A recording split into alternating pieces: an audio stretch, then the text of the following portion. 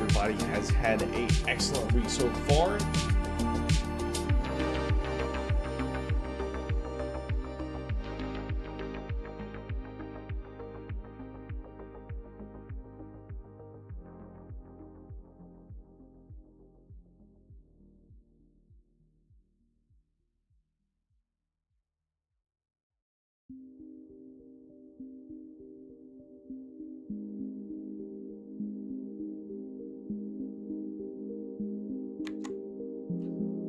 What's going on, everybody? We're just about to go ahead and get the show started.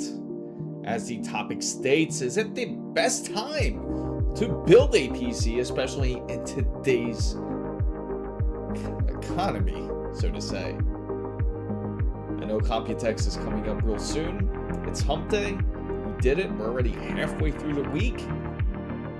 Hopefully you guys had a great start to the week, and I gotta know if there's anybody else out there that ended up getting the Steam controller. Alright, so without further ado, let's go ahead and get started. As you know, I'm Chris Mizo. Welcome to PC Tech. As I usually talk about, feel free to ask any of the questions that you have about PC and tech. If you are curious, you'll own nothing and be happy. Yeah, you know, it's funny. I had to bring that up. I actually tweeted about something about this, and this had to do with the Ryzen 6, because I find it pretty interesting, the fact that technically we don't own our games. We don't truly own our games. I know this is a hot topic. I know it's debatable. There's all different sides of the argument when it comes to this, but let me know how you feel about that.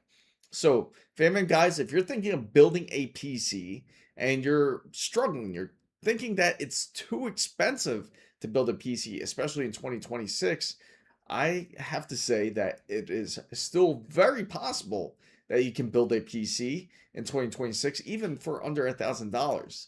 I know that sounds absolutely insane. Maybe I am insane. Maybe most people out there that wants to build a PC, especially in today's climate, is pretty insane. But the truth is, it's still very possible. And in fact, it can even match with the PlayStation 5 Pro if you truly wanted to. Now, of course, there's obviously better PCs out there that you can build. I know this is probably not the biggest topic, so to say, when it comes to, especially now.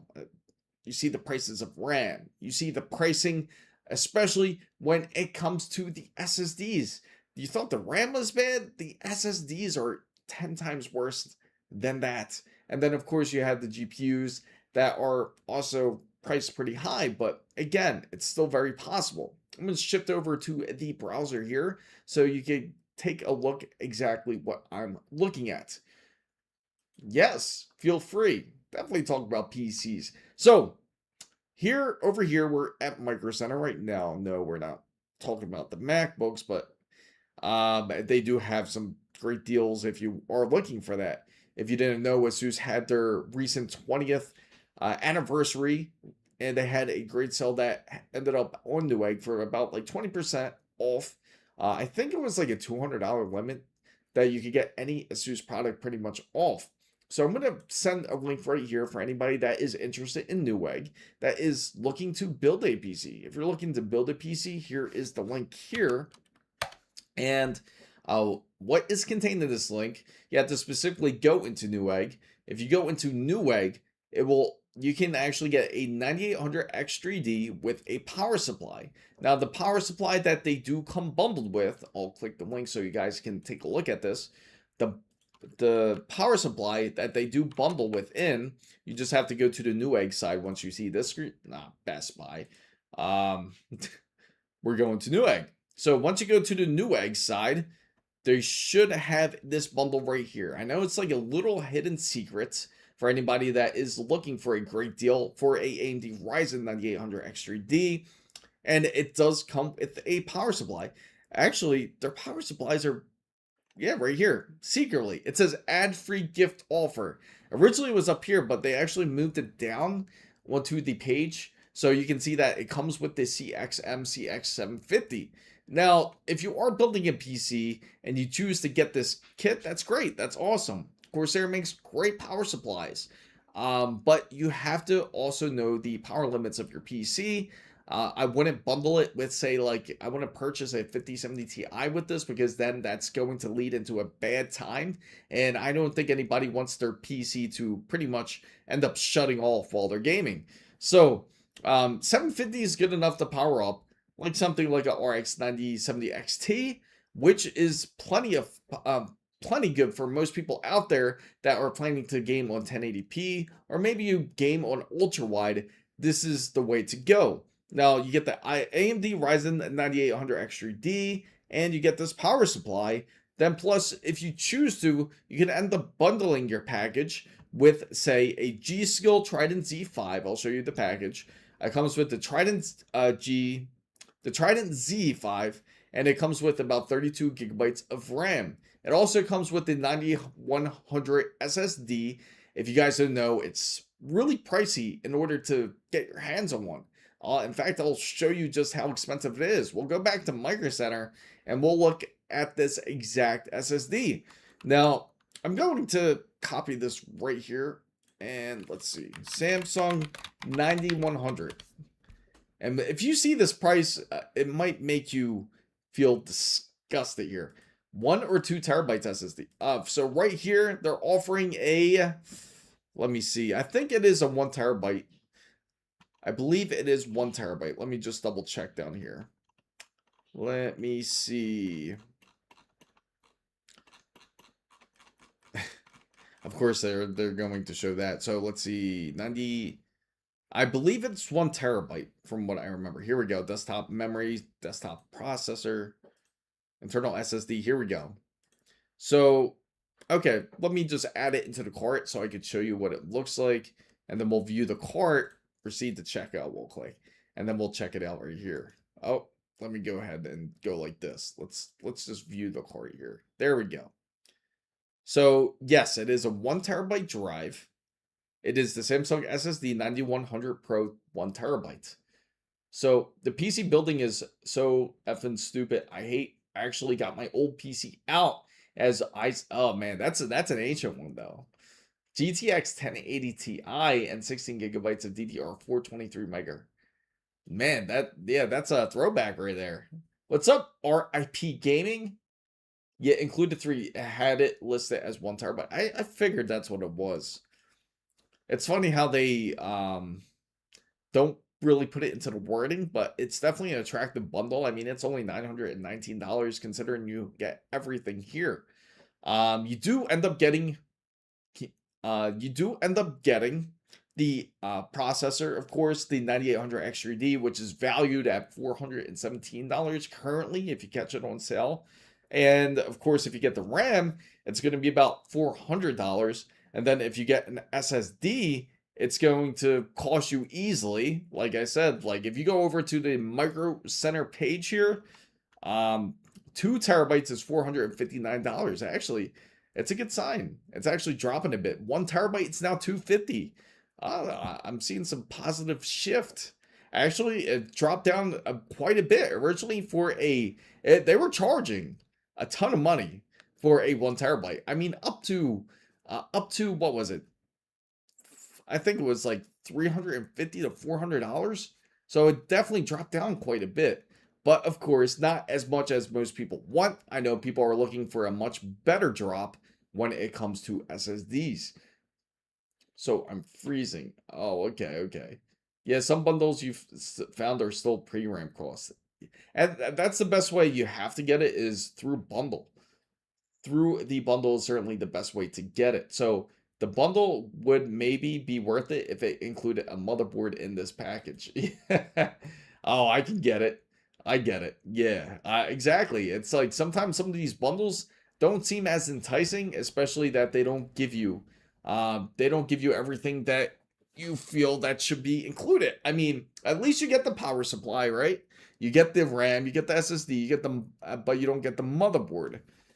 Unfortunately, yes, but I can tell you this: at least the motherboard you don't have to worry about as much. The motherboards are usually the ones that you don't have to stress about finding, and you can find a decent one. You can find a B series. You can find easily X870E for a decent deal.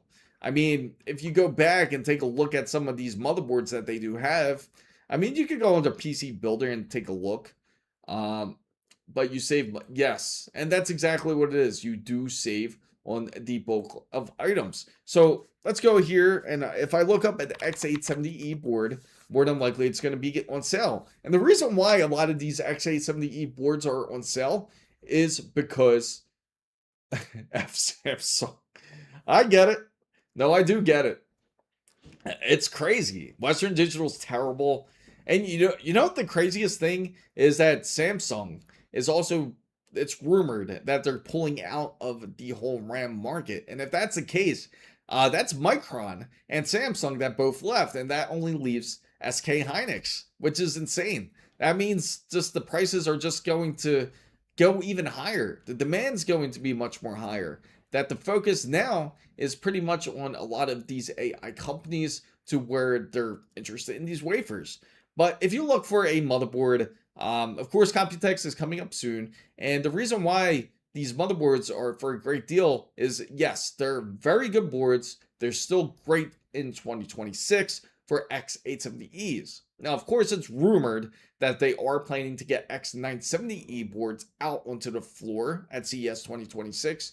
But I don't think that's necessarily true. More than likely, you might see an upgraded X870E, maybe an X870E Wi-Fi 8, for example. You'll probably see something more in the lines of that instead of a whole new chipset.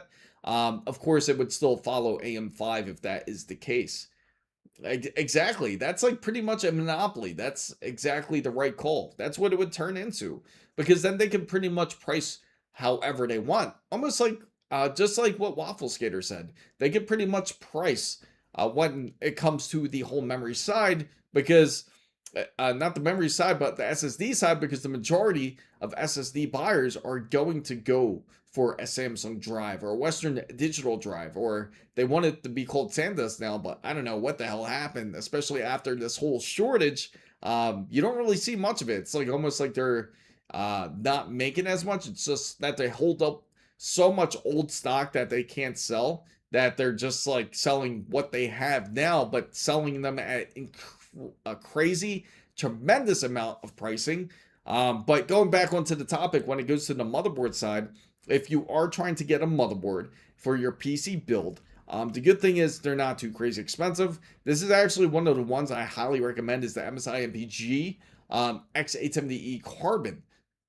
So the best we can hope for is that NVIDIA makes something so we can 3D print parts. Yeah. I mean, it's possible. It's very possible. I think there's definitely going to be a bit more access. I mean, we see Noctua give out ways. They give out some pretty much everything that you need to know about their products in order for you to even print up their fans. So SanDisk has always been cheap price-wise. Can't be known as SanDisk with their prices. Absolutely, that is quite chaotic if that's the case. It definitely will defeat the purpose if they end up doing that. So here is the MSI MPG X870E Carbon Wi-Fi. You can actually pick it up for like $359. And if you're not an MSI fan, that's okay, because even ASUS has their X870E H gaming motherboard on sale, which is $340. So if you bundle that package together, you practically nearly have everything. All you need to truly have is just the CPU cooler and pretty much the GPU, which more than likely, if you get a CX750 with this processor, you can end up bundling it with something like the 9070 XT. And overall, it's still going to be a pretty affordable build. So, nope, you did not miss it. In fact, we were just talking about it, about bundling. What's up, Ricky? I mean, 3D print, yes. Actually, Noctua actually came out with their different blueprints. You can actually print out their Noctua fans if you wanted to. It's actually on their website. I believe Noctua has it. I mean, even Steam has released their controller to where you're able to print different accessories if you want to. You can put different type of skins, casing. And for anybody that's curious about the Steam controller, I do have it. In fact, I was trying to link it up with the Steam on Steam OS practically on Bazite on ASUS ROG Xbox Ally X. Unfortunately, I did not bring a USB-C cable with me. I didn't think I would need it because I think you would naturally think you could hook up via Bluetooth, but then again, I do have to update Bazite, and I also do have to end up hooking up the Steam Puck to it to see for it to pretty much sync a bit better here. So Ricky says, does it cost extra to add RAM, or is it the same with the RAM bundle at Micro Center? Now, it's funny that you mentioned that. I just mentioned this. It's actually cheaper if you go with the bundles. Now, if you go with the bundles, it's definitely worth just spending a little bit of extra. Say you don't need a motherboard. Say you don't need a solid state drive, but it's always good to have it, especially now because of how expensive everything is. I mean, if you take a look at the pricing for how much they're charging, $250 for 1 terabyte. Now, $250 was able to get you about 2 terabytes of an SSD before. So that just shows you how expensive it truly is getting when it comes to the hardware space. Now, going back to the 9800 X3D, they do have a decent bundle where they kind of like sneak it in there. If you take a closer look at it, you can see that they include an additional free gift with it, which is the Corsair CX750M, decent power supply, only up to 750 watts, of course. But again, it's free. Can't truly complain about it. I mean, you can always, if you want a more powerful power supply, you do have the option of just selling this, the CX750, and then just end up upgrading your power supply. Then maybe you're probably not going to get the full $65, of course. You'll probably sell it for half price, but that's something. So you got $250, got you 4 terabytes last November. It's ugly, right? That's just terrible. I remember when we got the Western Digital SN 5000, a great drive. It's actually a Western Digital Blue drive, and it's PCI Express 4, still works great. And at the time, you could actually end up purchasing it back in last November. You could actually purchase it for like about roughly $300, $350 for 4 terabytes. And now that's like nearly impossible to find these days. So, bro, that 1 terabyte price is crazy. Just think of when it went to 2 terabytes for 100. Yeah, exactly.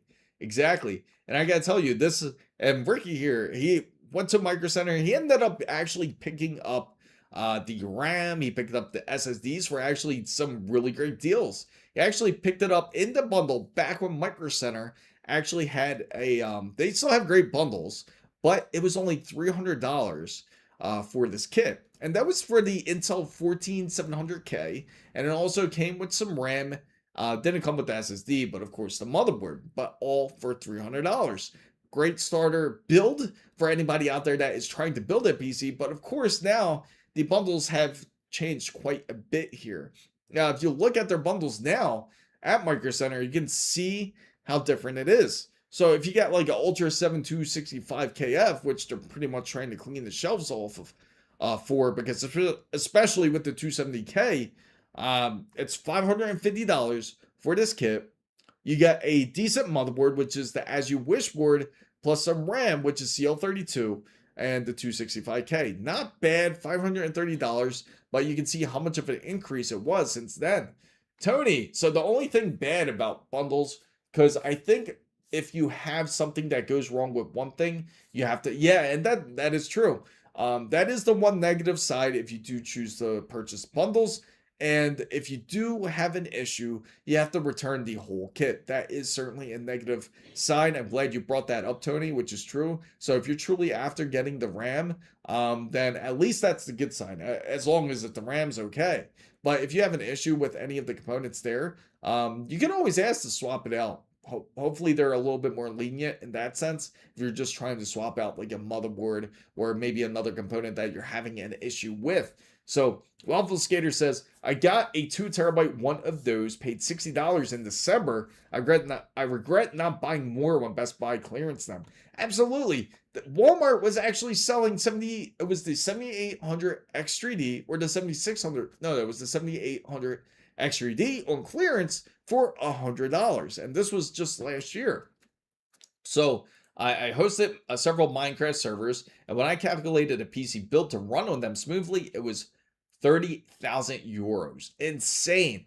Just buy new ones. it's scam. Okay, that's a method there. Sweet. What's up, Weenie? Great to see you. LSG. The SM5000. The SSD is, yeah, exactly. The SM5000 is what I was talking about. That, oh yeah, that's funny. That's ironic because we just brought that up. So it seems like the best deals and LSG. I know. Did you end up rolling back your firmware when it came to your NVIDIA drivers? So if anybody's having problems with their NVIDIA drivers, actually LSG, I should have brought this up too. I heard one other person had an issue with the new NVIDIA drivers to where it seemed like it was cutting down their frames. So I'm going to post up a poll, and if anybody out there has a NVIDIA card, please let us know. I would like to know if you're having issues with your NVIDIA card, especially with the new driver. The new driver was supposed to include Forza Horizon 6, and with this new driver, it seems like it wasn't working properly. So I'm going to ask a very simple poll here. And did you have problems with the new NVIDIA driver? Now, I did mention on X here, you can feel free to answer. You just put 1 or 2 if you're having problems with the new NVIDIA driver. The other people that I've heard that had issues with it, it seemed like it was cutting down their frames quite drastically. So if you're having a problem, please let us know. It's also great to know. That way, it's something that you can easily report over to NVIDIA. Now, of course, every game plays differently. Hopefully, they have a hot fix or a hot patch that comes out sometime soon for anybody that does have a NVIDIA card. Now the issues that I personally was having, and one of my personal friends here also had an issue when it came to Battlefield 6 Season 3, was that it seemed that it was running the processors very hot. The processors were running at maximum temperature. I'm talking about thermal throttling temperatures. Egyptian Savage, great to see you. Which I'll get back to in a second. I get a lot of crashes on Resident Evil game. I don't know if it's the cost. Try rolling it back, Tony, and see if that does anything. I know LSG, he just rolled his back. I'm sure it's been performing a lot better since then. So Waffle Skater says, ouch, the last driver my NVIDIA app says it was installed. Hey, I mean, if your games still work, why bother? My RTX 5090 I got was, oh wow. So you actually ended up, which exact model of RTX 5090 did you have? And what type of power supply did you use? Just out of curiosity. And I have to also ask, were you using the 4-in-1 adapter that they gave you to power up the RTX 5090? Or did you use a direct 12 volt high power port in order to connect the power supply to your GPU? You know, yesterday when I was playing Battlefield 6 Season 3, that was one of my concerns there. I was thinking, is it possible that the 5090 actually finally burned? That I could show the channel, but of course, and it's good that it didn't burn, but it seemed that it was Battlefield 6 Season 3 most of all that was causing issues with the CPU. So if you're playing Battlefield not Season 6, if you're playing Battlefield 6 Season 3 and you're running into issues, just keep an eye on your CPU temperature and voltage. It was running extremely high, and this isn't just AMD. It was also running it the same way on the Intel Raptor Lake refresh, like the 14900K it was running on. So did you see the newly? Yeah, I think it's pretty dope. I think that is a dope desk that they came out with. I hope they sample that thing out. It would be pretty amazing. Then we could go full Project Wood. So Prince Green says, exactly why I undervolted my 5090 FE. Yeah, there's a lot of fear. There's definitely a lot of fear. Founders and 1300. You know, believe it or not, really, the Founders Edition gave you, wow. And a 1312, okay. 1300 watts. And which brand was it? Just out of curiosity here. that caused this GPU to burn. So guys, fan bam, for everyone that's just coming in, we're just talking about PC builds. You can feel free to ask whatever questions that you have about PC building. I was just reiterating everything that they do have on sale from Micro Center and on Newegg, because I know there's not as many Micro Centers out there. So you can definitely take a look at Newegg for these options. I had to share this deal, which is an excellent deal. Anytime I see great deals, I wanted to share it with you guys. So I will post it here. So if you're interested in this deal, just click that link and just go to the Newegg side. Just click the then just go into the 9800 X3D. Now it's not for this a very specific bundle. You can get this specific bundle if you want, but if you get up if you end up picking up just the standard 9800 X3D anyway, it will still come with a 750 watt power supply. So Egyptian Savage says, right when I went on a PC matchmaker and built a whole setup around a PC monitor, mouse, everything. It was $4,800 for the whole setup, man. So, okay, can you please tell me why your screen display is never full screen, or can I never see everything that yours? Are you? Yes, I'm. I'm not also streaming on Twitch, and I'm also streaming on YouTube in 2 formats. So if you're probably on your phone seeing you're probably seeing the short format type of video where it's vertical. You can actually switch over to the horizontal side if you'd like. The horizontal side, of course, you get a much better view of everything. I try to shift everything for you guys on the vertical side for those who are curious. So far we got 2 answers on the poll. We got a mix. So, bro, the total cost of my PC with the monitors was 20. Yeah, it's probably worth a lot more than that, because Ricky ended up picking up some streaming equipment with it too. So that was $2,700, and that was a very decent build. He ended up building he even picked up an RTX 5070 Ti. He had the ASUS Pro motherboard, which is the Z790 14700K or the 14900K. I forget which one. It was either one of those two. But he also got a 32 gigabytes of RAM, which were G-Skill. And he also got a decent power supply. I think it was Corsair's. And he had a NZXT H9 Flow case. So I'm on YouTube. I can't see everything. How do I do it on YouTube? You know what? In fact, if you're having issues, I'll share it with you. For anyone that is on I apologize, guys. I see why it's confusing, because usually I kind of format it in a way to where I put it. Let me just see something, guys. Did I F up something here? No, I did not. Okay, so I see the problem. I'm going to share it, and I'll share it to you guys. Oh, congratulations. Enjoy your vacation. Where are you headed, Egyptian? So that's the full screen format. I do apologize for anyone that prefers that format. I'll put the cell phone. I got to fix the title, in fact, because it seems that I have the that siren. There you go. So I will alert you guys that are on the vertical format. There should be a way you can match the screen resolution. Yeah, no problem. No problem at all. Yeah, you know, I think I agree with Prince. YouTube should do a way to where if you want to put it into a full screen instead of a vertical screen, have the option to click it. I think that would be a great choice. So it seems like not too many people are really running into issues when it comes to video cards. But going back on actually Ricky's condition on getting all that streaming equipment plus the PC, that would easily cost like at least roughly about $3,700 now. That's how much everything has increased. And that was only last year. That was late August of 2025. And that's how dramatic everything. No problem, Prince. I'm glad I could help. Marsa Alam, aka the Egyptian Maldives. You know what's funny, Egyptian? I was just talking about this. Bro. I was talking about thinking of visiting Egypt and seeing the pyramids and everything. But the thing is, I hear it's best to go with the tour guides there.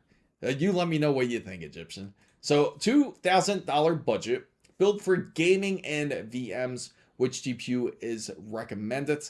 Okay, so you have a 2000. Is that just for the GPU or is that for your full PC? Because that's, as you know, there are some GPUs that you can easily get for 2000. So it all depends on how much you're willing to. Okay, so for the full build. So if that's the case, what do you game on? Just to ask you, what do you game on? What type of resolution do you game on? And for the VM side, more than likely you're probably for the virtual machine, since you're just using a virtual machine, that's not going to be as much of a big deal. So both these ideas go to a 5-star resort. These are like really cheap, like $200 a night for really? Oh snap. Yeah, that sounds nice. That sounds like a real good deal. Go to the 5-star. Yeah, like $200 a night for 2 people. That's actually really not bad.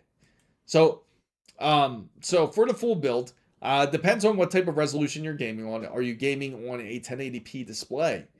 So I paid $1,400 for my 5080 Performance Wise. So I think it's worth about $800. I'd be cool with that. So 1440, and use 5 to 6 VMs, full home lab setup. So that means, for you, what matters mostly besides the GPU is definitely going to be the RAM side, and the processor does matter too. You're asking for a lot of tasks, and because the processor is definitely going to matter here. What I would suggest is I would go with something more like a 7950X. You probably can find a decent deal because that has multi-cores, or maybe you could go with something like even Intel's, I wouldn't say 270K. The 14900K, maybe you could probably get decent deals. But again, for $2,000, you want to look for mostly a decent processor, RAM, and if you get a decent GPU, it's going to cost you some money, unfortunately. But the best options, we'll look. 14900K. Let's see what bundles they have, because usually if you look it up on Newegg, and they'll actually show some bundles underneath here, and they do have some combo offers, and it's $469 still. The 270K is also decent too, but you're really pushing it. You need cores and threads from what you're describing. 5070 Ti, 5070 Ti would be pretty close. Like the cheapest you could spend on a 5070 Ti would probably be like $1,000, because now the 5070 Ti at the lowest tier point would be at that price. If we're going to do this, you need, let's see, let's look up 7950X. Just the standard X. You don't need the X3D because you'll spend more for it. This one's $504. They do have one where it's refurbished. That's more of a deal. This would actually be probably a bit better. It's only $338. You see, guys, even in 2026, this is possible. You can get it refurbished. $338 for this. You know what? Let's clear the cart real quick. We're gonna clear this cart, and then we're gonna act like we're building it. So we're gonna add this to the cart. Now you're gonna need something like a X670E. See if we can find a decent one. If we have to go on a tighter budget, of course, it would be a bit better to probably go B650. After all, search up the Neverland Hurghada. It's 270. It has a huge water park, and I mean 140 plus water slides and 45 pools. That's insane. That's massive. I will definitely look that up. So, Gypsy Sketcher says, I have a Corsair Titan AIO, and recently the fans from the AIO are making a whining sound. Have you heard this before? So your AIO is making a whining sound. Is it from the pump or is it from the fans itself? You have to let me know if it's from the pump, because it could be just, it sounds like the fans. Okay. So what I would do is, what you can do is you shut down the PC, And after you shut off your PC, manually spin the fans, each one of them, and see which one feels tight or kind of makes some sort of noise, because then you'll know that the on the Titan they might have the regular bearings, the hydraulic bearings. So if you spin it and one gets like stuck or it doesn't feel like it's moving properly, then you would have to swap out that fan. So thinking, by the way, Ryzen 9850X3D or the Intel i7 Ultra. I mean, those are decent choices, but the problem is if you do go with the 9850X3D, that you won't be able to use all those.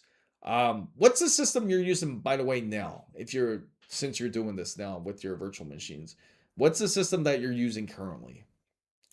Yeah, no problem. I'm glad that could help. So, and also a theme park with 11 high thrill. Nice. What's your opinions on the AI data servers wanting to? What I feel about it, I feel that if you want to keep your land, don't do everything to keep it. It's your land. Of course, not. I'm sure when something like this happens, it's not just going to be easy as like going to the city to be able to get the permits or go into your township in order for you to get the permits and for them to just build it. It's going to have to get approved by the neighbors that live there. So everyone would have to be in mutual agreement for the whole data servers. So going back onto the motherboard side, if you look up a Z790, you want to get a new one. Let's see, they got 265 as the best deal that they have. That's kind of pricey for that motherboard, actually. Oh, this is the X870P, that's why. So they pretty much cleared out a lot of their standard X670E boards. So I'm using a laptop with what? So what are you doing on these for? So you're not really doing much then. You're not really doing as much as I thought you were.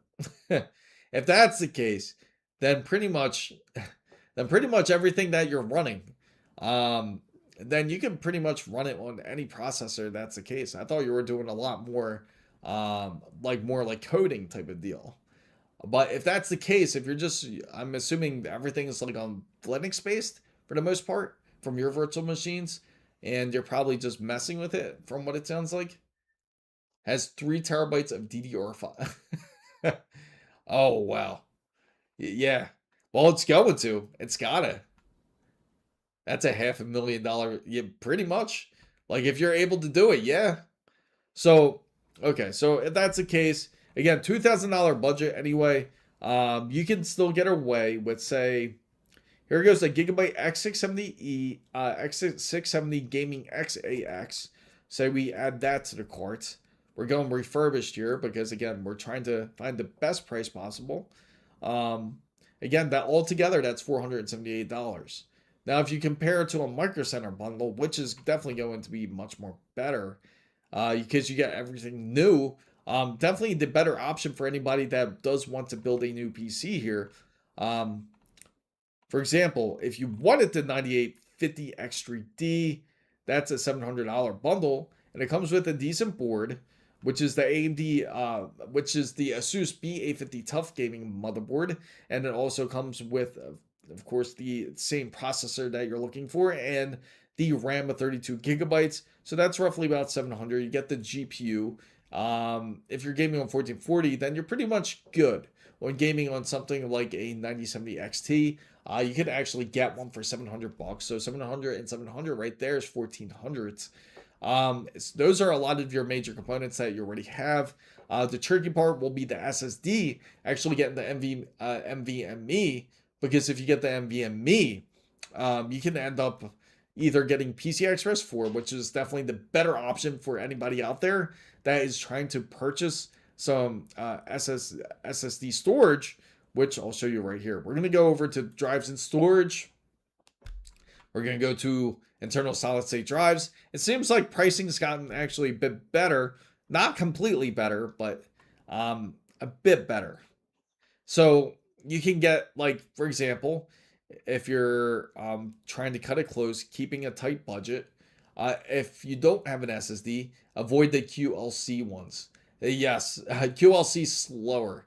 I do agree. SLC is definitely the way to go, like when it comes to it. That or let me see, or TLC. Either two. SLC is good if you can find speed, but I don't think they really have SLC as much as TLC.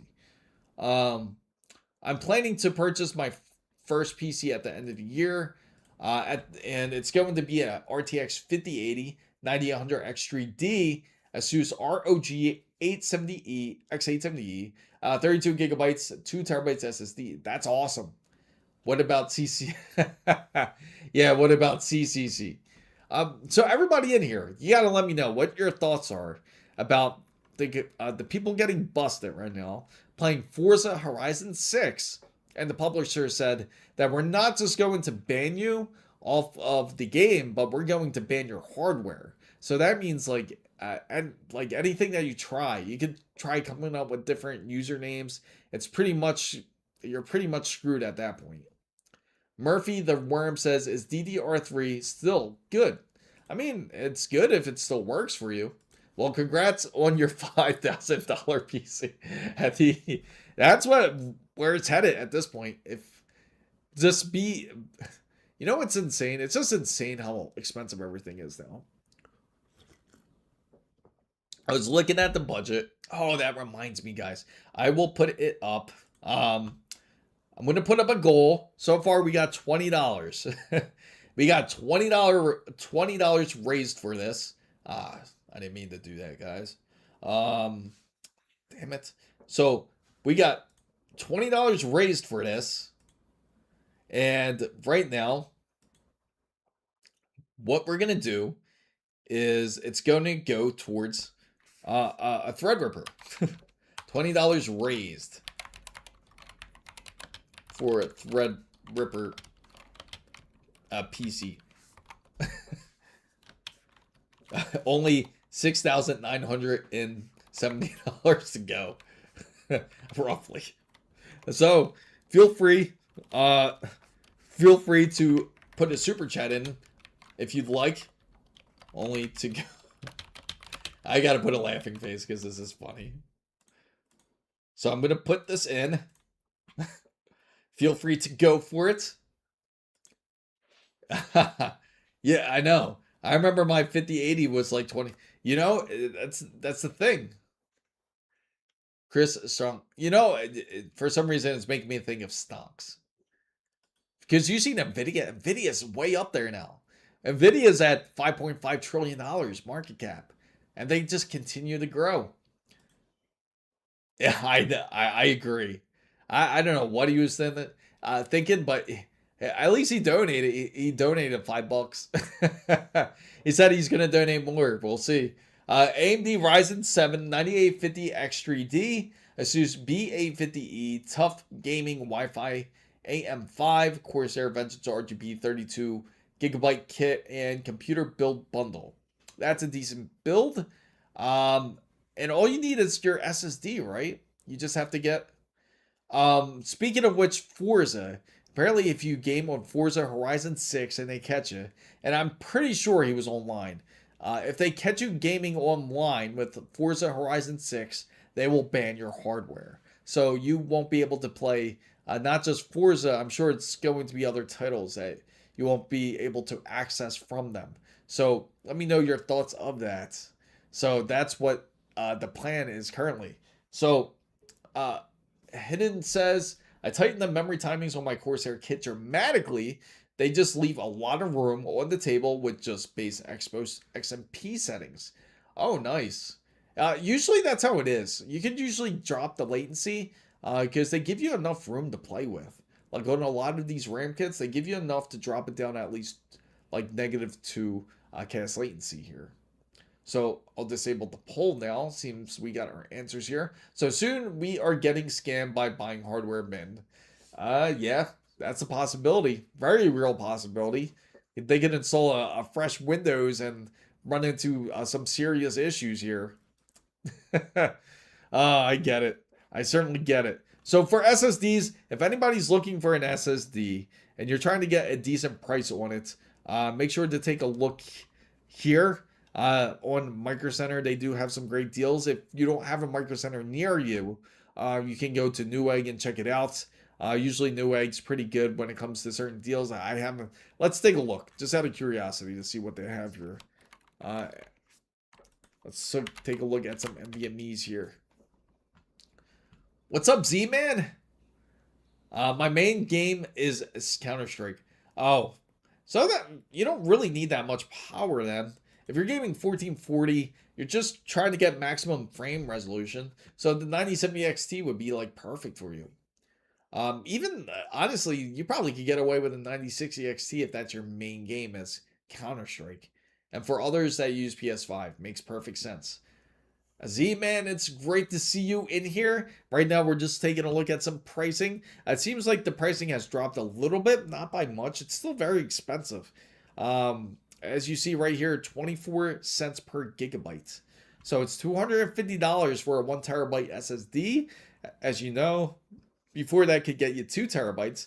So it's nearly, it used to be, no, actually, no, it did go up a little bit, right? Because I'm thinking 1 terabyte's about $200. So that's still $250 is still really expensive. You take a look at the PCI Express 4. This one's a decent one.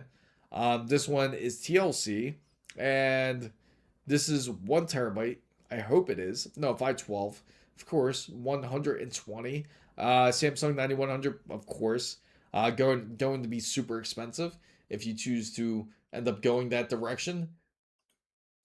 Team Billy. So I switched to gaming on my mini PCs with a decent iGPU. Been building a retro. You know, I'm pretty soon we're going to get to that point. Everyone's gonna start doing retro builds at this point. You're gonna go back to IDE cables and floppy disk and back to setting primary drive. I'm sure you guys remember that. GH Game says, I'm just going with the Samsung 9100 for now, but maybe when I buy it, I'm like, hey, let me just tell you, they said this last Black Friday, and look what happened. It just, nothing moved at all. It just constantly went worse.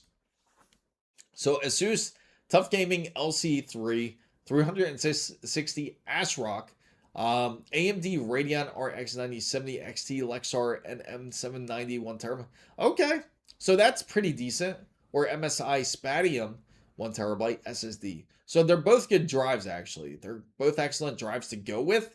So yeah, I would say a build like that would definitely work out well for you. So yeah, I see the question in your title. While not necessarily the worst time to build a PC, there has been better. Absolutely. There certainly has been improvement in times when it comes to building PCs. But of course, it's not impossible. And that's what I certainly want to share to everybody out there. For anyone that's trying to build a PC that feels like it's impossible, it's not. You can certainly still build a PC. So Murphy the Worm says the Intel i5 78 gigabytes of DDR3 RAM, NVIDIA Quattro K400, 4000, 3 gigabytes of DDR5 valid for the next year or so.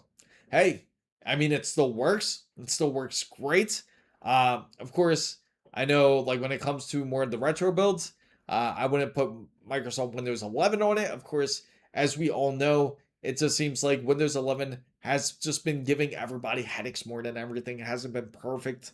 So if you are looking for SSDs, definitely go PCI Express 4. You don't have to go PCI Express 5. Yes, it's more attractive. Yes, it's faster. But why do you need it to be faster? It's not going to improve your gaming performance. It's meant for more transfer rates. What's up, Doctor Who? Welcome in. So, yes, it's meant for transfer rates. It's meant for speed. So, what are the deals for 2 terabyte SSDs? So, the current deals that they have for the 2 terabyte SSDs that we've seen. Now, here at Micro Center, if you have a Micro Center near you, is going to be this Clev CRAS C910G 2 terabyte drive.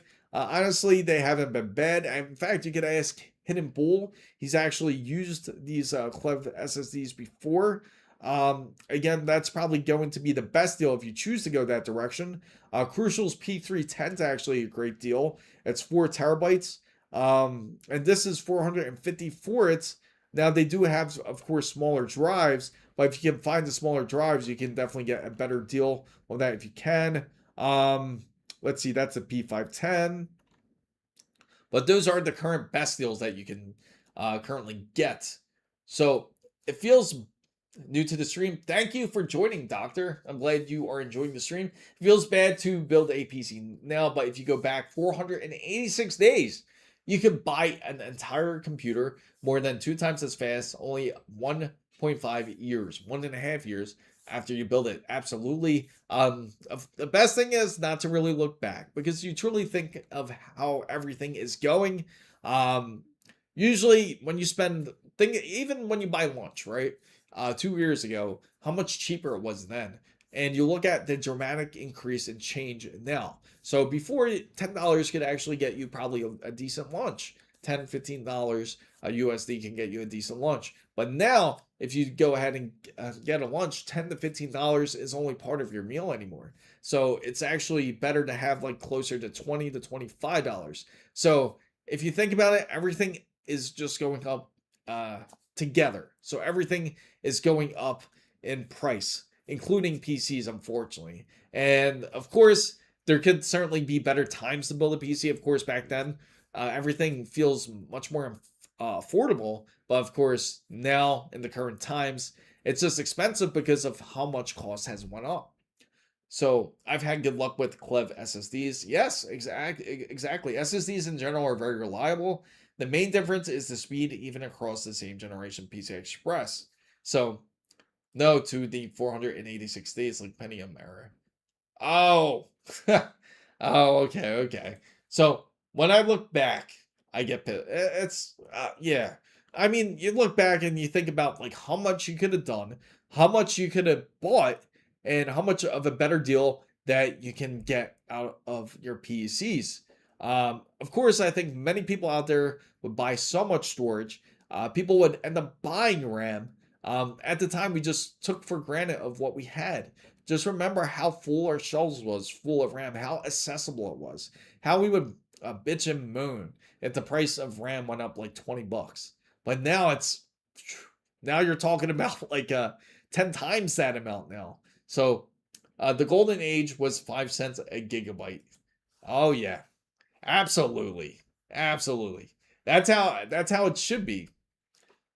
It's agreed that of these companies that piss me off. Absolutely. I went ahead and bought a Gen 5 4TB because when everything went up, it was only $20 more. Yes, and that's the only time it truly makes sense. If you can get Gen 5 for close to the price of Gen 4, then absolutely go with Gen 5. Because then the price isn't that different. But if the price is as tremendous as it is now, if you compare this 2TB drive over the Samsung 9100 Pro, as we see, that's just insanely different. You're talking about you're talking about like over $140 difference there. So that's insane. $60 for one terabyte. It's like almost $200 for a terabyte. Now, if you get, that's for specifically if you choose to go PCI Express 5. So I hear people talking about hoping the AI bubble pops so prices drop. But me personally, I don't feel like it'll ever pop. It'll become stagnant. That's the problem, stagnation. And I actually made a video based on this. I'm glad that JH had brought this up. It's exactly that problem. And I'll show you exactly what it means. Because when you take a look at these charts here, so if anybody is interested, I'll post this link for the 9800 X3D. Make sure to check out Newegg for their deal. So I will answer its question in a bit. So what we're going to do here is we're going to go to the chart, the RAM chart of a PC Parts Picker, because they got an excellent chart here. And you can see exactly, we'll go to the most common one that everyone gets, which is 6000 megahertz. That is the golden number for most people out there. That's the most common one that you want to get if you're building a PC, especially if you're on AMD and of course if you're on Intel as well. Now, DDR5 6000, it is now roughly at the price of December 2025 here, guys. December of 2025 here, it was roughly about a little bit over $400. And then it hit 450. And ever since January, since the beginning of the year here, it just pretty much went flat and never moved. As you can see, it's just a consistent flat line, which is not a good thing, because that just means, like, is that the new normal? Because you look at the chart right before it, you can see that it was that nice, it had that increase, right? And then it was flat for a long time in 2025. It went up in December, but barely, not much. It went up a little bit. It was really cheap back then. Like, you're talking about $110, and then it just went back up slowly. It kind of creeped up through 2025. And I'm sure people noticed it, but they didn't really care too much because it wasn't that much of a difference. It was pushing like $20, $30 at the time. And then all of a sudden there was this large pop, especially between October to November. And that was the forewarning for everyone to purchase RAM at that time. So I've heard that AMD, you don't want to go higher than 6,000, but Intel you can. Yeah, there's a reason for that. And I know Hidden can explain that too.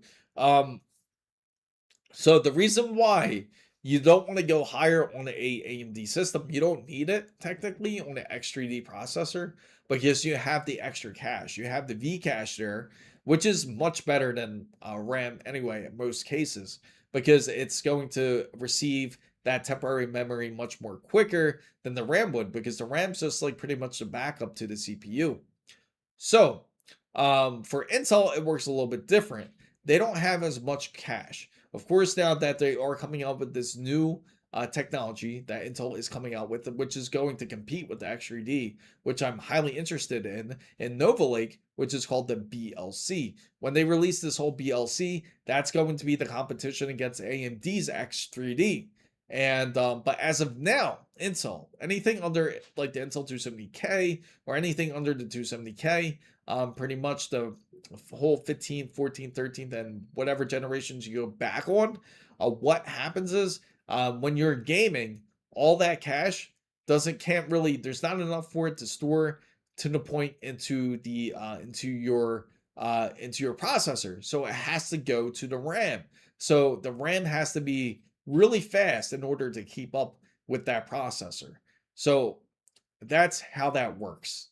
So on AMD, you want to keep the controller, the memory controller, right? The U-clock and the 6,000 megatransfers is 1-to-1 with your 6,400 megatransfers. You have to overclock your memory controller by 100 megahertz to keep the ratio. And that's like pretty much like everything he's describing here is pretty much like how you get into the whole infinity cache. And that's, you want it synced for that. So that way it just flows a lot more flawlessly in that sense. Whereas in Intel, you're just, it benefits from having faster memory, because the faster memory you have, the better that your processor will also perform in game. And that there's going to be a lot less, pretty much like micro stutters or any type of lag while you're gaming, so to say. So for anyone that is curious on the whole Intel and AMD side of things, that's how that works. So we were just discussing memory. Of course, he is correct. Memory has not been shifted at all.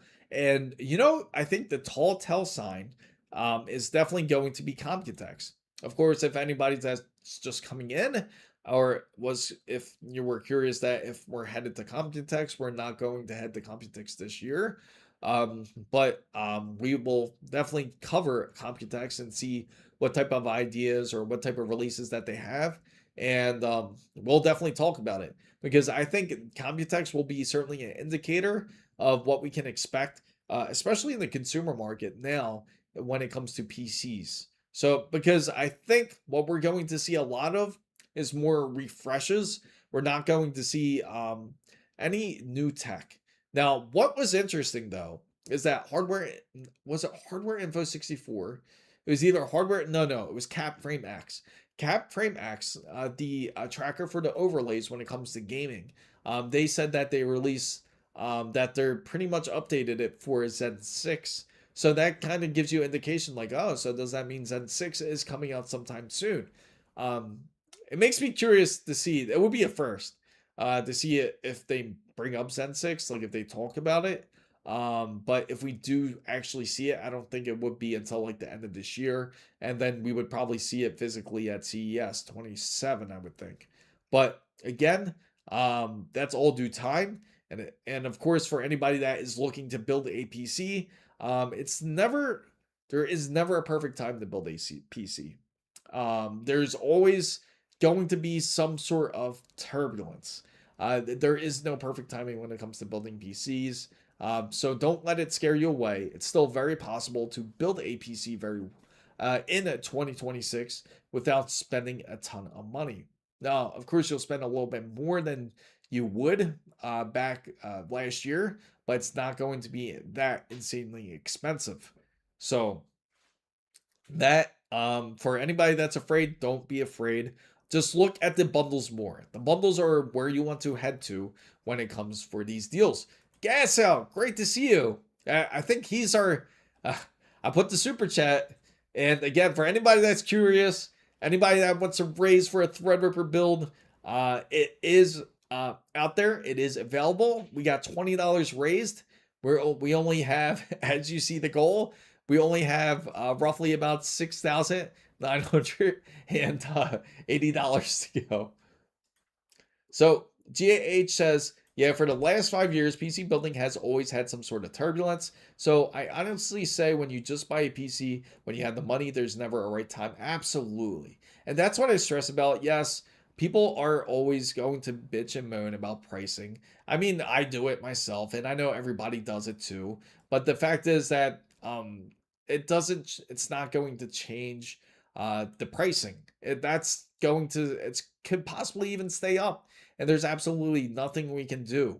But again, it's not going to be hard. You don't have to spend $5,000-$6,000 to build a PC. In fact, we just on Saturday we managed to do a full PC build for under $1,000. We only got to spend up to $920 for a full PC build, and it's still technically better than the PS5 Pro. And as you know, the PS5 Pro is insanely expensive for what it is now. If you look at the PS5 Pro, let me see. I think Micro Center sells PS5 Pros. Let me take a look. Yeah, they do. PS5 Pro, $900. So for $20 more, you can build something better than a PlayStation 5, a PS5 Pro. So I've seen 2 GPU price crashes, holding for the next one, but now with data center gold rush. And that's the thing. You're going to see, it's going to be one of those like massive drops, because it's just going to be like pretty much like almost like a crash. They're all going after one thing. They're all just pretty much trying to go for the gold. They're trying to get the big win. A lot of these companies are. And I wouldn't be surprised if in just very little time, I mean, OpenAI as it is, it seems like they're already falling apart as it is. I can't see them lasting as much longer, especially because they pretty much asked for money from NVIDIA and from investors, but they're not seeing the ROI. They're not seeing that return on investment that they were hoping for.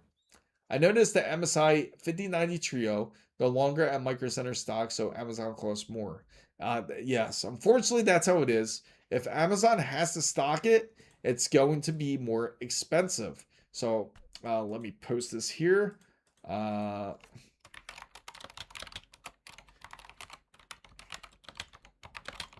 I'm just sharing this stream right now with everybody on wonderful Twitter over here, or X. There we go. So $900 for what a that's exactly the point. It should go down in price. Originally, the PS5 Pro, as everybody knows, was at $750.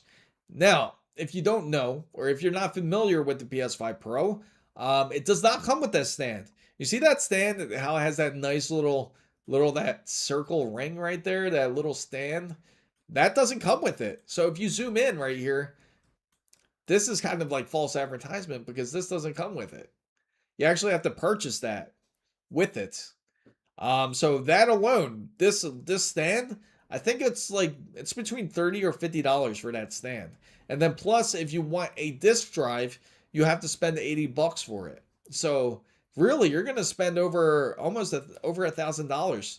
Plus, you're going to have to pay for PlayStation Network because PlayStation Network isn't free either. You have to pay to play online. So it's going to be a lot more expensive in that sense. So it's definitely not worth um, getting a PS5 Pro.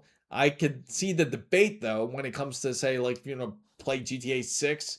It's absolutely a ripoff. And the thing is, I gotta say, we all know this. Unfortunately, when it comes to Rockstar, we all know one thing. If they come out with GTA 6, they like to double dip. Meaning that and they'll even double dip console people. And you know how? What they'll do is it's 2026, you have PS5 Pro and you have the Xbox Series X. And they'll release a GTA 6 in November, right? Decent date. But then the new console will come out within the next year in 2027, right? So people who have a PlayStation 5 will want a PlayStation 6 version because they'll get the better graphics. They'll have better, everything will just look better about the game. So yes, so for people that don't believe that console people can get double dipped, they absolutely get double dipped. So they get double dipped from PlayStation 5 to upgrade it to PlayStation 6. And then the same goes with Xbox gamers that plan on playing GTA 6 into the new console. And of course, us gamers that have a console and has a PC, we're the ones that end up, of course, purchasing it for a console and then ended up buying it for PC as well because we just want the experience. Because once it's on PC, that's pretty much it. And that's how most people that have consoles end up looking at it. And some people who own consoles may even triple dip because, again, GTA 5 came out when it was PS3 era, when it was Xbox, Xbox 360 era. So that just tells you how many generations Grand Theft Auto truly went through. So, hello, can you rate my PC? It's a new build. Please tell me what you do think. And yeah, sure. Post up your PC. Let me know your specs. Of course, feel free to join in the Discord. Hopefully the Discord's popping up. Just click it. You can feel free to join in and I'll look over your specs, or you can type it in depending on how you want to do it. Sparsh, what's up? I bought the 5900 XT replace. Oh, nice. How are you liking it, by the way?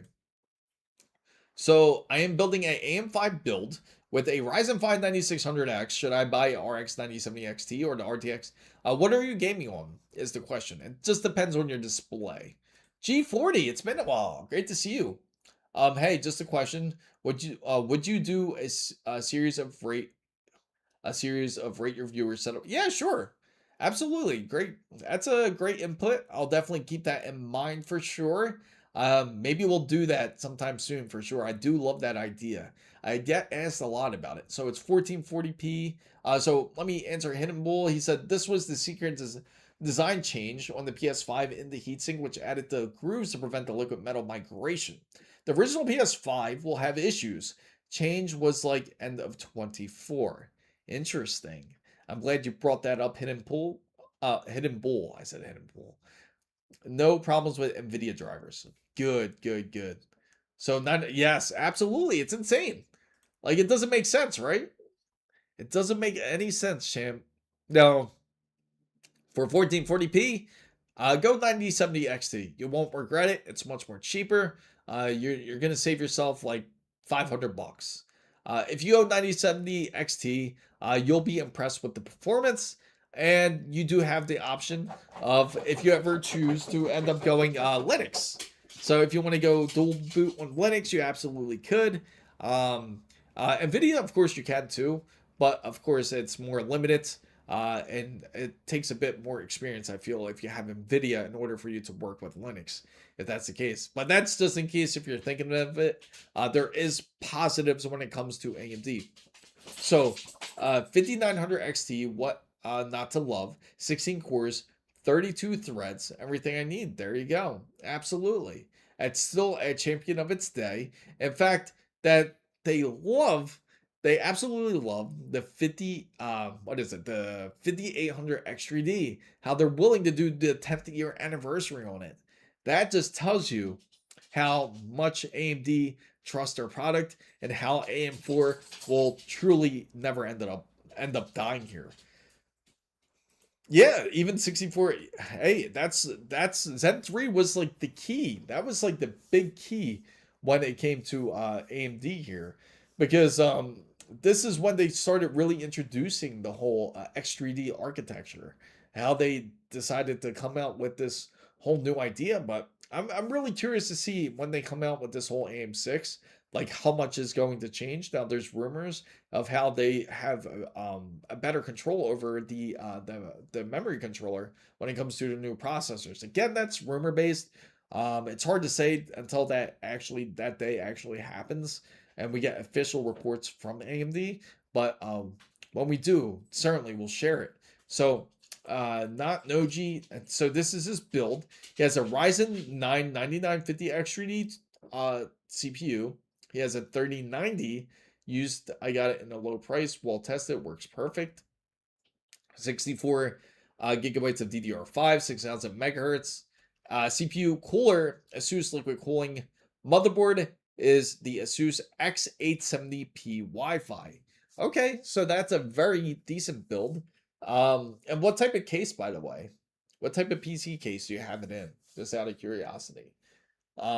Before I give it a rating. And if you want to share your picture, you can. Feel free. Post it on Discord. And if you post it on Discord, I'll share your PC. Let me see. Let me just double check Discord. Yeah. So feel free to enter in onto Discord. And I will definitely show your PC if that's the case. And also please share your PC case. Would love to see it. And then we can share it with everybody online here. So but it's a very decent build though. And I gotta say, so I'll give my rating first once I get this whole case. So if anybody is thinking of PS5 Pro, again, you're gonna spend $900 for it. Not truly worth it. And PS5 is almost at its end of the era. And personally, I gotta say it was definitely one of the worst eras and one of the least. I actually purchased the least games in this era when it came to PS5. I think I only have like maybe 5 games for PS5 and that's it. Because most of the games I was able to get on PC anyway. So the game on Emperor Midnight 3 mid tower case. Interesting. I gotta see what this case looks like because I'm not familiar with this one. Let's take a look, guys. Game on Emperor Midnight 3. Okay. Okay, so this is the case here. Let's go. I don't want to go AI mode. Let's see. Let's go here and take a look. Oh, that's a pretty dope case, actually. So you can fit up 360, roughly, on the top and to the side. Very interesting case. Now, it's like your typical fish tank type of case. Now, if I were to rate your build, everything that you mentioned, I would give it, let me see. I give it I'd say an 8 out of 10. It's really good. Really decent build. I'm being very generous, assuming that you hooked up your wires very nicely. I used a LATC in Linux to overclock my GPU. It works great. I am using a 4070 Ti. Awesome. You gotta love it. It's funny because this is the biggest debate. I feel like this is the year where Linux gaming can actually become really big. And the reason being is it's really thanks to the fact to Steam actually releasing their Steam machine. And if they come out with the Steam machine and it comes out and it sells out really well, I think this is actually a very good movement, especially for PC gaming. It's a very good positive. It's actually the Steam machine's timing is excellent. I know there's a lot of people out there that may not be a big fan of things like pre-builds, but this is a great way, especially for console gamers to start really switching over to PC what it's like.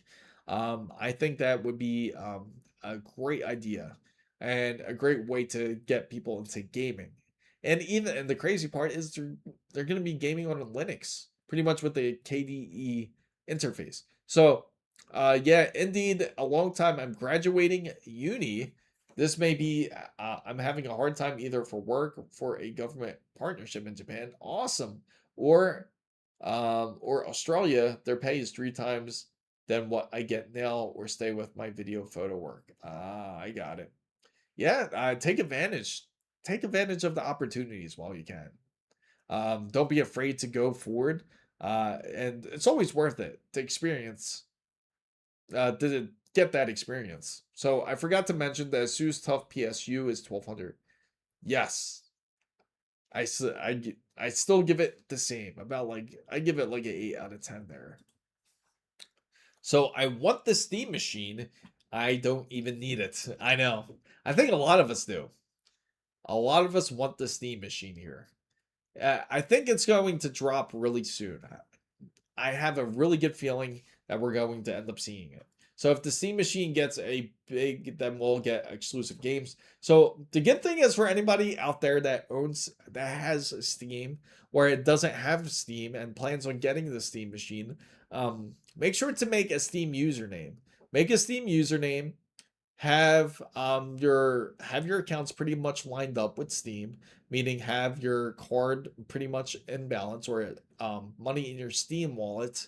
And if you do that, when it's time for reservations, you can easily reserve it, because now they're going off of if you have a Steam username, you'll be like one of the first people to truly be able to reserve it.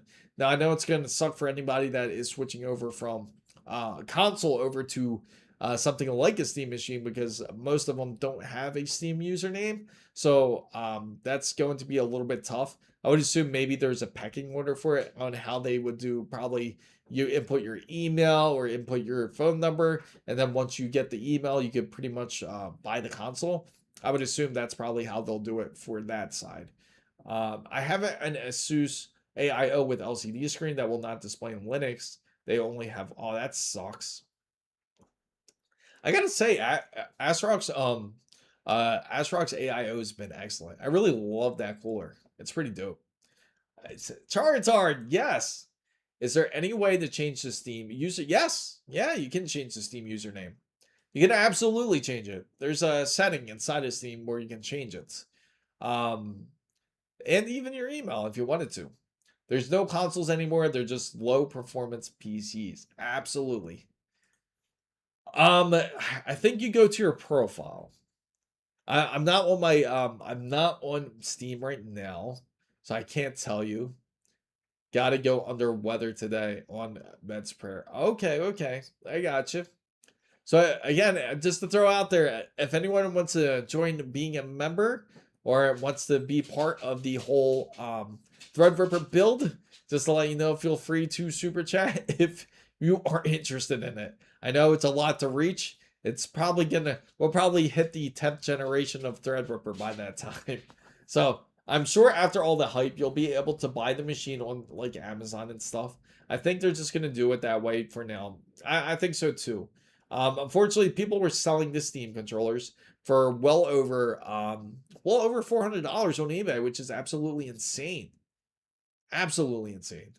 So the way they're going to end up doing it is more than likely going to be through text or email, and then once you receive the text or email, you pretty much enter it, and then you end up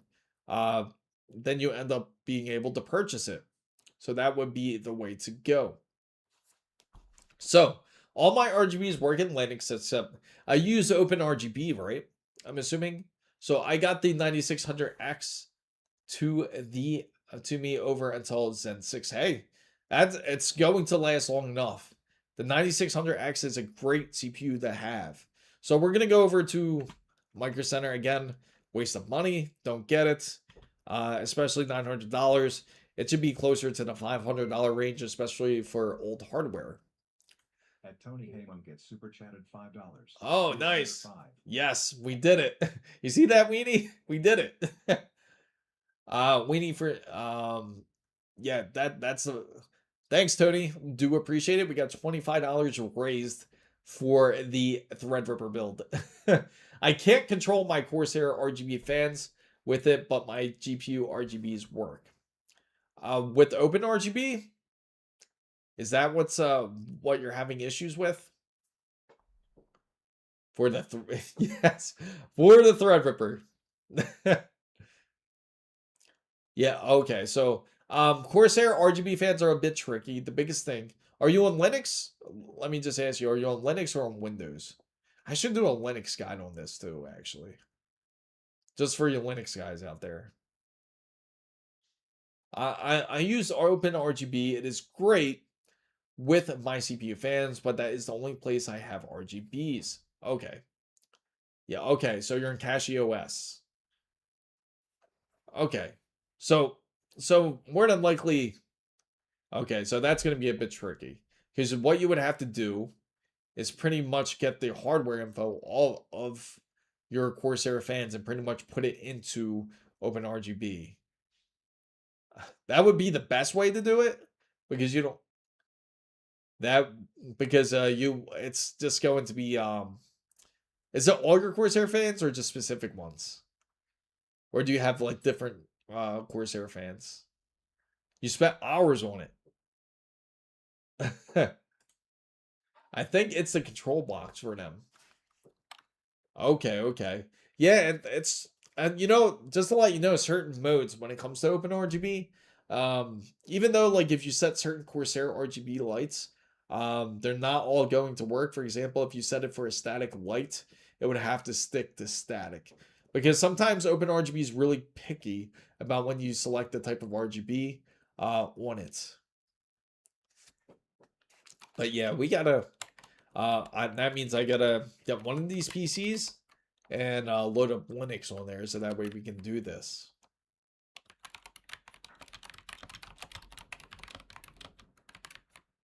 They're all the same LL series. Okay.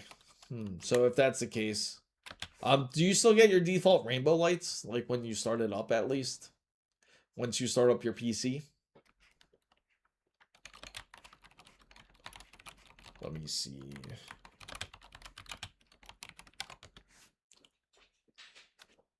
So no detection at all. That's a bit tricky.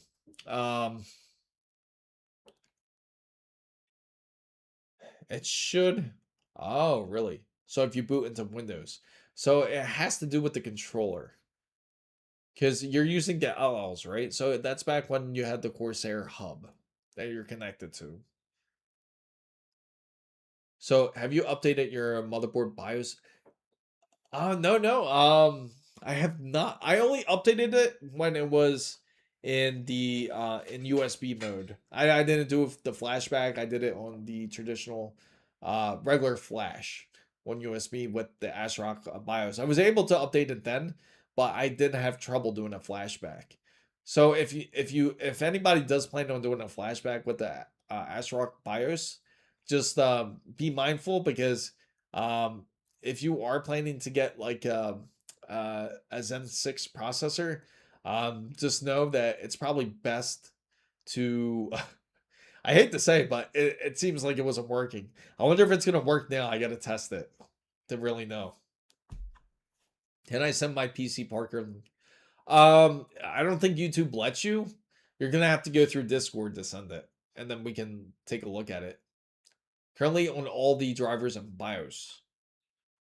Let me see.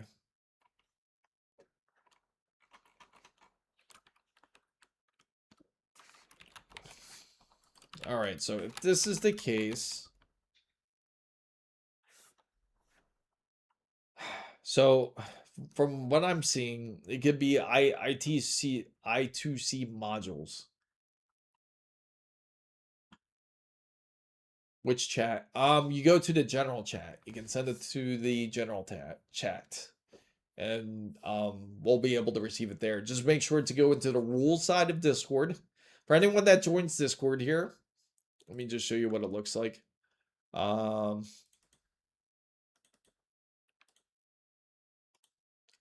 not here. That's for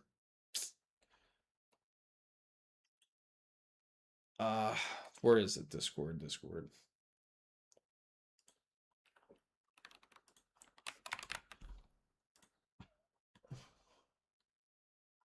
ASUS ROG.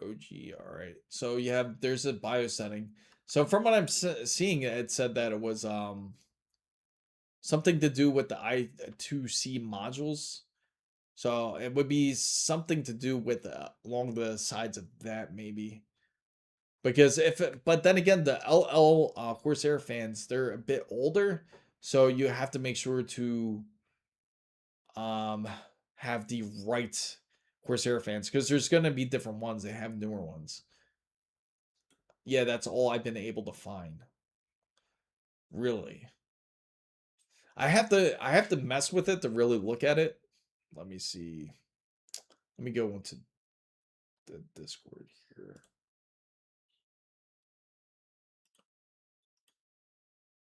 And not here. Trying to get on Discord, guys. Give me a second. There we go. General chat. Why is it not showing my Discord here? There we go. Perfect. Now it should come up.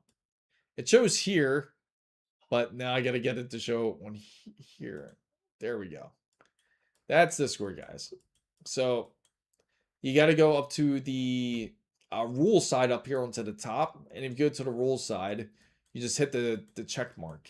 And you'll have access to all those servers on the left side. So make sure to just go down. It probably looks crazy right now. Let me stretch it out so you can see it better. There you go. So you just hit that green check mark, and that's how you get access to the Discord server. So if anybody wants to join in, that's where you go. There you go. Perfect. And now you can send your link.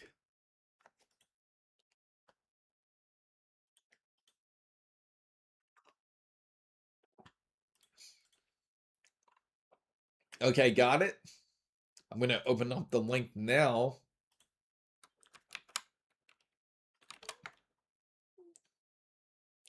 Oh.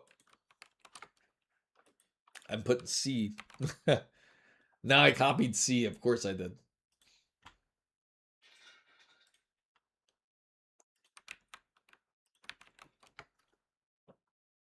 There we go. So this is it.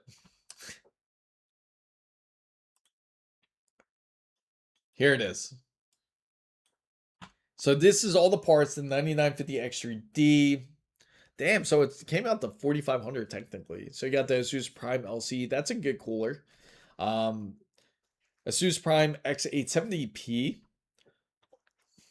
Kingston Fury Beast RGB 64 gigabytes. Samsung 9100 Pro.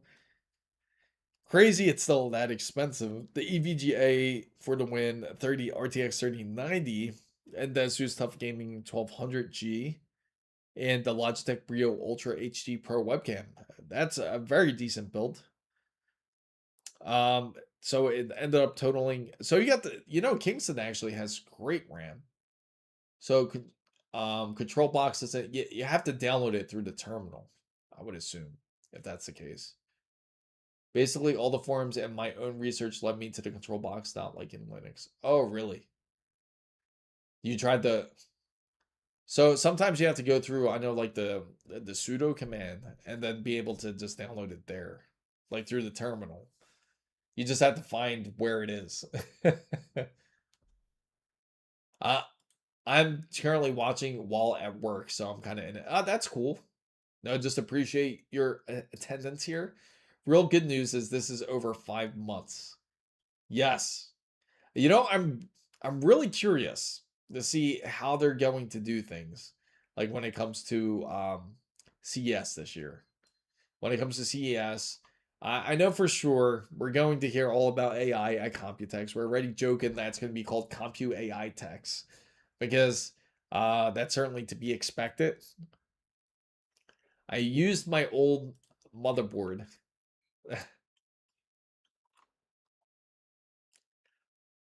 Yeah. Yeah, that is awesome though. Not that much more. So, yeah, for this build, it's a very good build. I know for the cooler, I find it very interesting because the way it is, it's silent. It's actually a really silent cooler. I know. I would not pay 1900 for a 3090.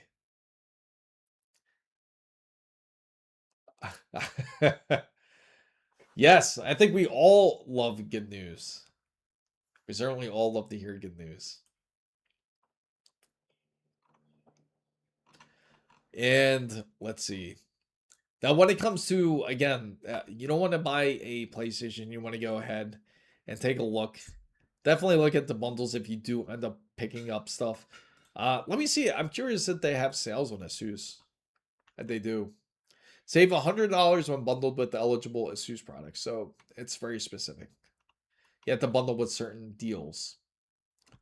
I was just curious because I was considering selling my motherboard so I could upgrade. It's an ASUS 790p. They wanted 320. Really? Wow, that's crazy. I can't believe they 324 for it. That's actually quite a bit. Especially for an ASUS Prime Z790.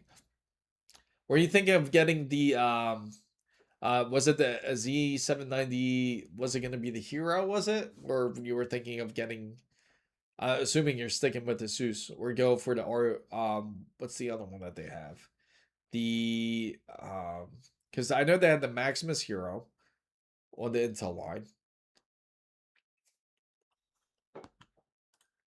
You might try taking that fan out of the chain. A bad LED can take out the whole line.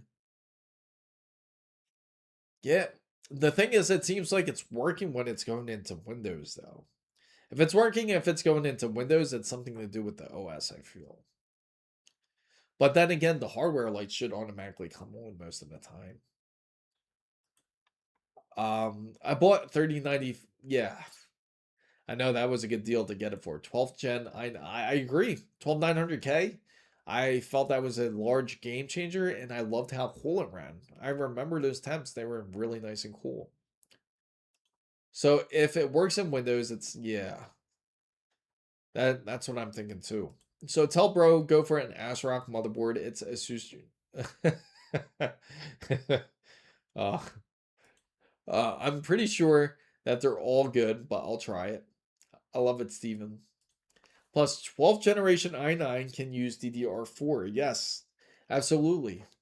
It has those options to be able to run DDR4 if you really wanted to. I think it's specifically, though, the Z690, right? I don't think they have any Z790 boards where they can run DDR4 too, right? And you know, the thing I always think about, speaking of that, is the whole. I don't know if you guys remember this, but the ASUS DDR5 to DDR4 converter. Is it called a converter? I forget what it is. Adapter card. Take a look at this. Remember this? That I know a lot of people wish that they had something like this now, but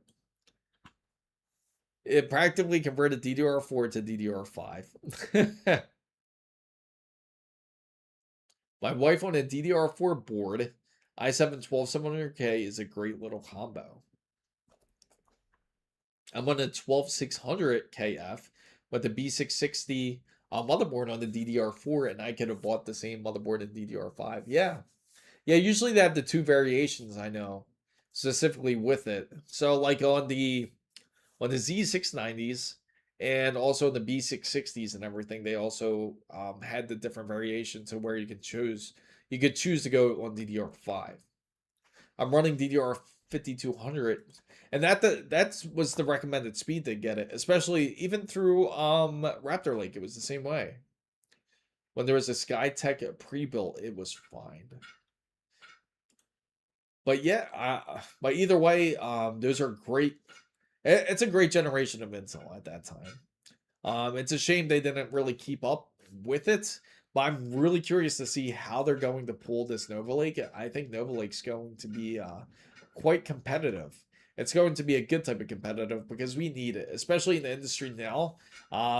It's not has not been really that great when it comes to competitiveness. As you can see, like the 9950 XTD 2 cost at $900. It's probably still $900, right? Or did it drop already? Let me see. I wouldn't be surprised if it did already. Yeah, $900. I wish this stupid voice chat would just work. You're having issues with the voice chat. I don't know how much better it would be to go from DDR4 to DDR5. And yeah, you know, that would be a good test to run. You might, I'm sure somebody has run a test on it before. Disable virtualization in your BIOS. I know it blocks my Linux machines from getting direct access to. Oh, okay. That makes a lot of sense. It could be that. We need to keep real competition with NVIDIA because and the thing is, like, AMD had plenty of times to really show and like really shove competition to them, but for some reason they never do it. They never, when you think they're gonna do it, especially I thought they were gonna show something in CS 2026. I think a lot of us had a lot of hope when it came to it, but then it just didn't appear. AMD just did not show up like when it came for that side. But of course, for those who attended the conference, just saw what it was mostly about. It was mostly AI. It's mostly things that people don't truly care about. And that was the big joke, was like it's supposed to be like the consumer electronics show, not catered to just businesses. So yeah, that's why my text comes out a little weird. Sometimes I forget to check. On AMD, they call it SVM mode until it's in virtualization. They're yes, absolutely. So yes, if anyone's thinking of building, it's very possible. And you can feel free to ask questions. This is a great option here. Intel Core Ultra 7 270K plus gigabyte Z890 equal Wi-Fi 7 for $600, 32 gigabytes. Again, that's a beast processor, and that's still cheaper than the 9950 X3D2. For anyone that wants to run like some really good task with Intel, this is a great option to go. Here is a PC hack for you guys. Go to a pawn shop or marketplace and buy a laptop and take the NVMe out of it. I got my 1 terabyte that way for $100. Oh wow, awesome. Hey, you know, that's one thing I want to do is go to pawn shops to see what they offer or what they sell PCs for. I think I did get the RAM Lite to work. Oh, nice. So also, I do got to mention, I'll put it up on the website too. If you guys don't know, I have a website, www.chrismizo.com. Pretty soon, I'll put up the PCs up for some of the PCs. The PCs that were just built, I'll put them up for a deal. So you're welcome to check it out once it is up and ready. I'll let you guys know. I'll also put it up locally, and that way we can get some movement going. Because of course, building isn't free, so we gotta pay the business bills. Thank you, Smitty. I'm glad you enjoy it. We do this every Wednesdays and Saturdays live. I'm glad you're having a lot of fun. Holding off on Intel for the yes. I think I'm really excited for Intel. I hope they show a little bit of something at Computex because I think they're going to show some seer weapons for sure. If you play story games and you actually finish them, you don't really need more than 1 terabyte. However, I'm a slacker and the Steam. You know, there's games I have on Steam. I think, you know what? I'll throw a poll out there. I can pretty much guarantee you that there's people here that hasn't played every game on Steam. Have you played?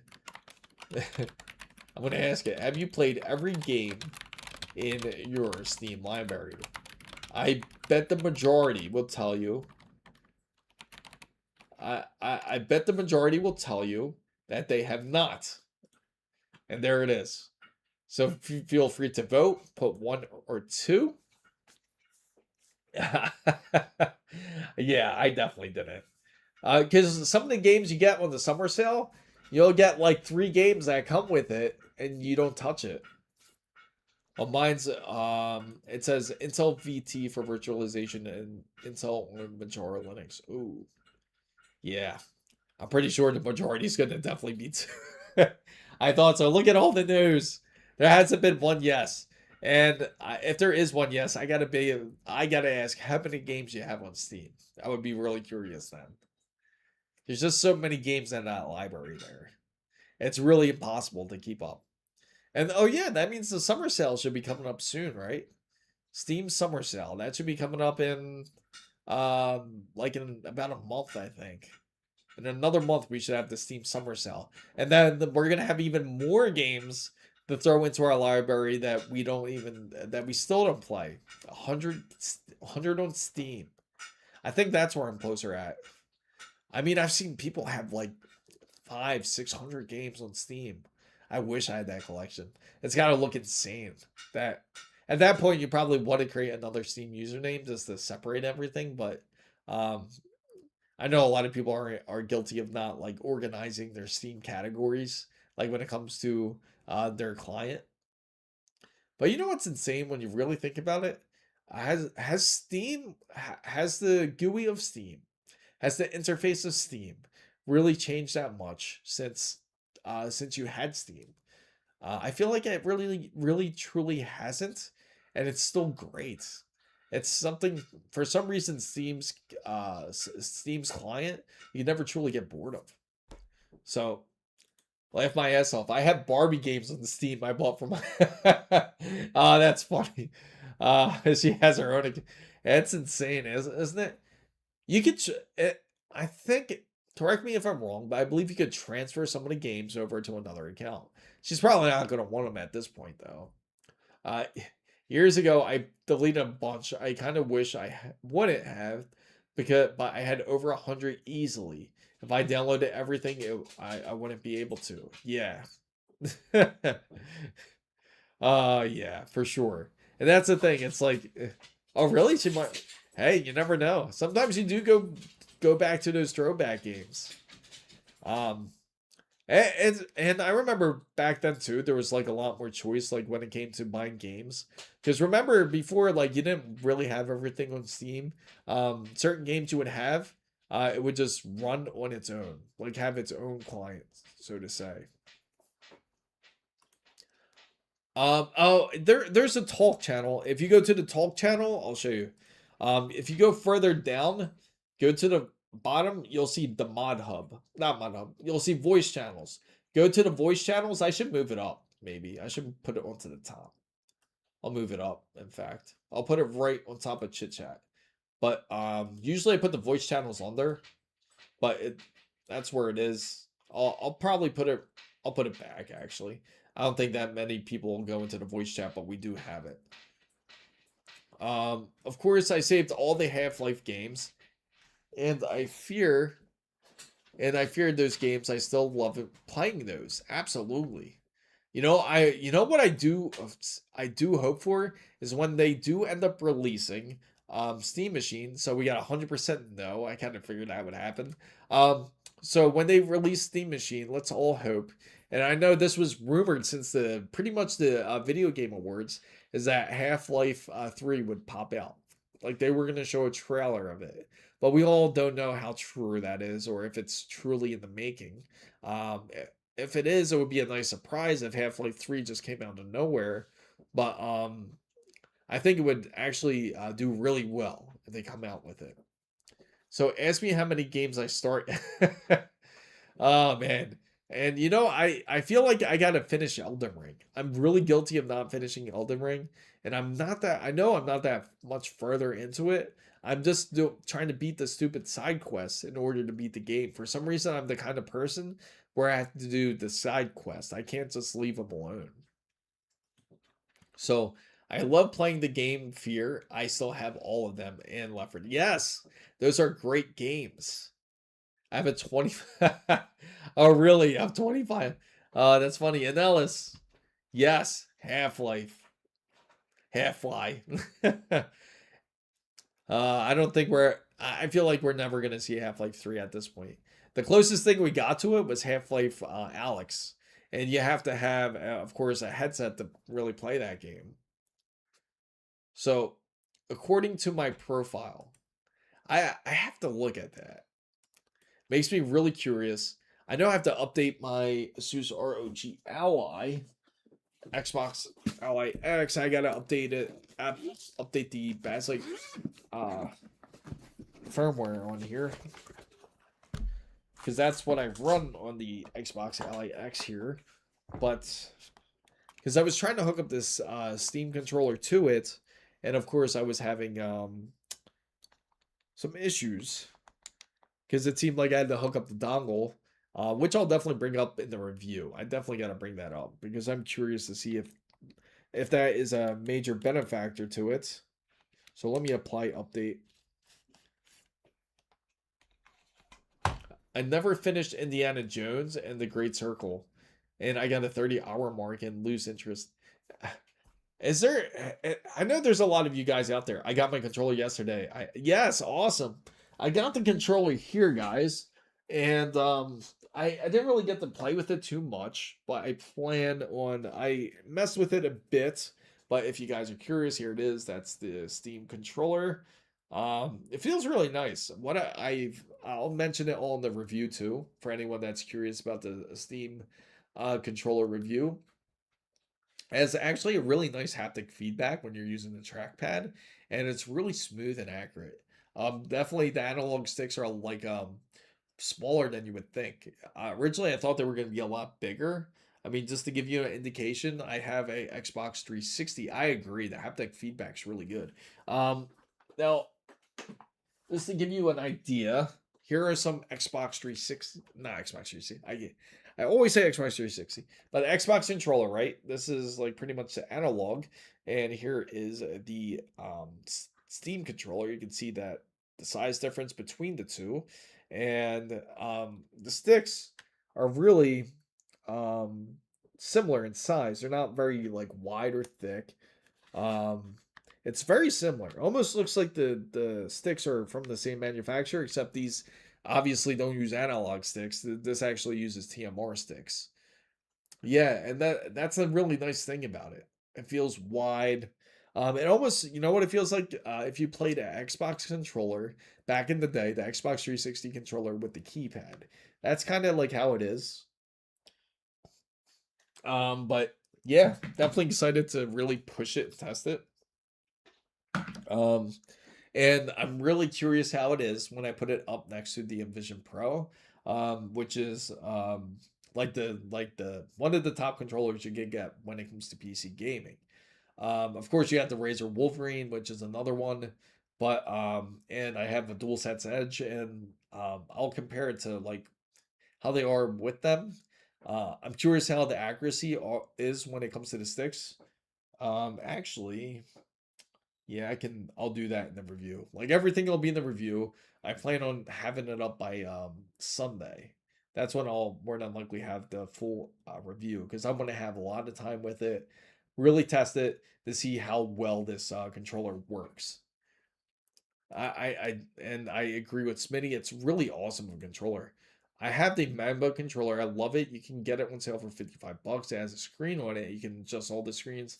Yeah, you know what's funny? There's some controllers out there where you can get like for a really good deal. I swear PC guys have, yeah. I know we have a lot. In fact, I had so many controllers too. One of my buddies, his controller was going. So I felt bad for him. So I had to send them one because I was like, man, I have so many controllers and I don't even touch half of them. The Xbox controller, I haven't touched it in so long that I replaced it with the rechargeable battery in there, and I just let it sit for so long that rechargeable battery's dead. Like it's completely dead. There's dead cells in it, so I gotta completely replace it. The Fly Digi Vader Pro 5S, nice. I've heard of this one too. There's so many different variations. That's the best part about having a PC. See, when you have a PlayStation, or if you have an Xbox, you don't have the options when it comes to controllers. You can only select one licensed controller that's set for that console, and that's it. But when it comes to PC, you're able to purchase Any type of controller that you like. Anything that you're comfortable with, you can play on PC. You should search for Mamba. I'm sure it's on a good deal for someone that needs an inexpensive controller. Yes, Newegg. I'm sure it is on Newegg. Yes. Oh man. Let me see. Let's see. Mamba controller, right? Let's look at Newegg real quick and put Mamba. That'll probably pop up.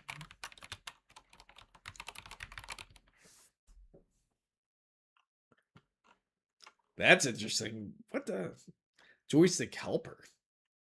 Oh, okay. That's just an attachment. No. That's like a really generic. This reminds me of like those, like, remember back in the day, like when they had the GameStop controllers and they would sell them? That's what it looks like. Like one of those GameStop controllers. The reason I like Resident Evil 9 is about is a 12 to 4 hour game, a 14-hour game, not open world, and all of it I get to kill Mr. X. Yes. The Mamba. I love Resident Evil 9. I love the mix of it. I really love the mix of the game. I love how they give you the horror aspect and give you the action. There you go. There it is. So that's what you're looking for. The Switch controller. Compatible with Switch Lite OLED. Nice. So they really talk about their cracked paint technique. Switch, so they call this the Switch Pro controller. So I guess you can play it on Switch. It's similar. The only difference, I guess, the biggest difference some people don't like is they prefer symmetrical joysticks, and some people don't mind the joysticks not being so symmetrical. So it's just all on preference there. So when we play Castle Crashers in the living room, I have a 8-bit though. GameSir SteelSeries and MSI controller hooked up all. That's insane. I mean, that's how it should be. That's real gaming, man. And you don't have to have all matching controllers. Real gamers, I feel like, have a variation of controllers, which is true. We all have a ton of different controllers.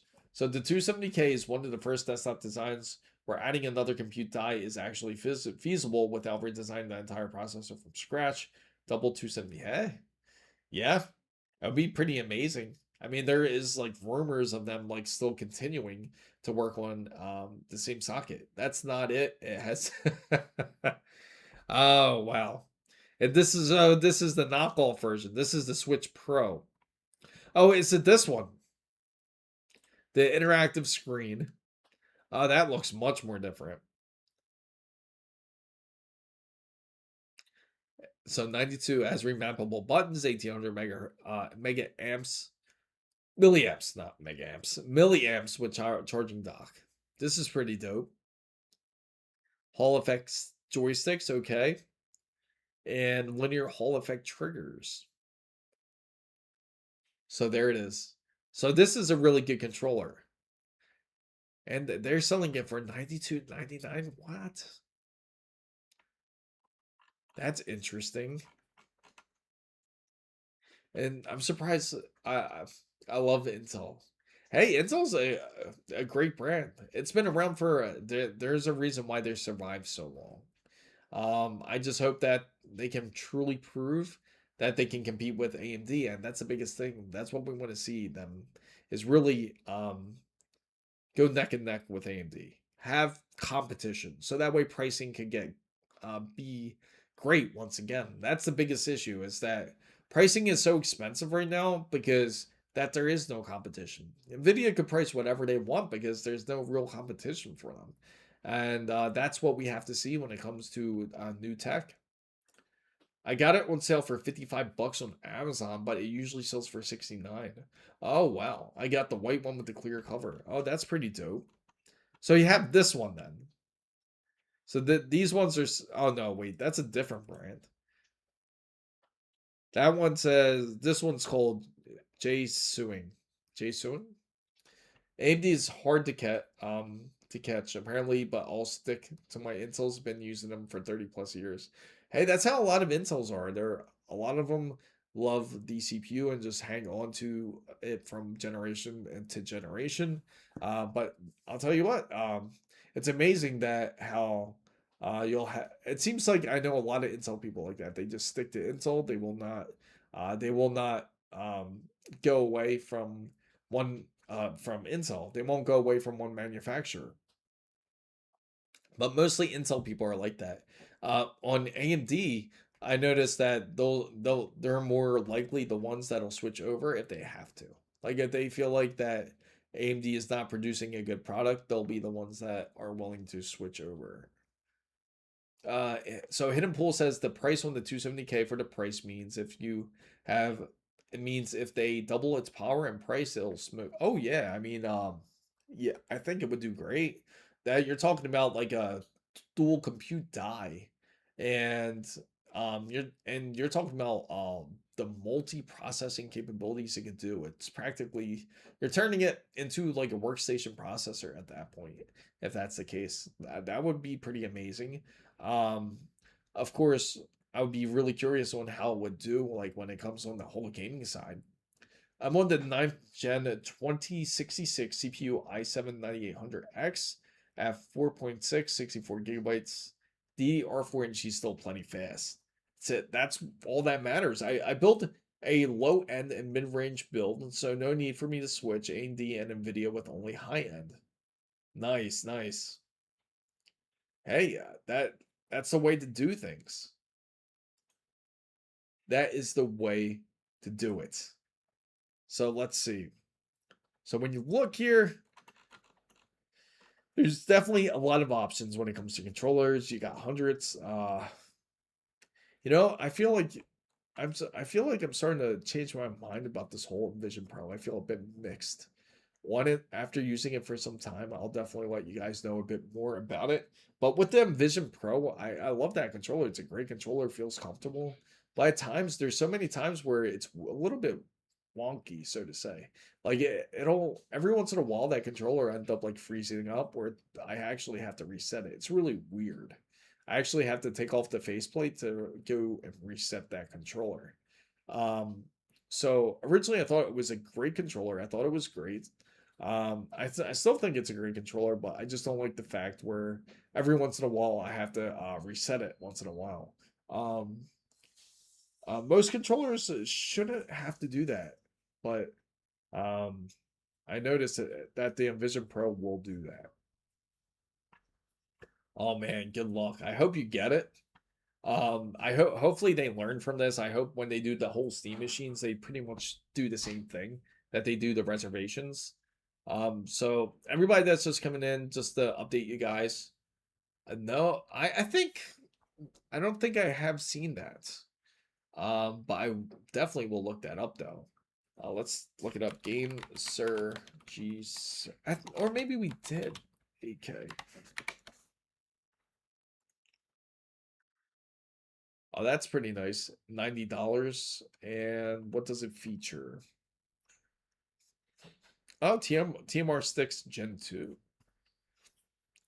Dual mode trigger stops for remappable macro buttons, ultra fast actuating buttons, and motion control gyroscoping.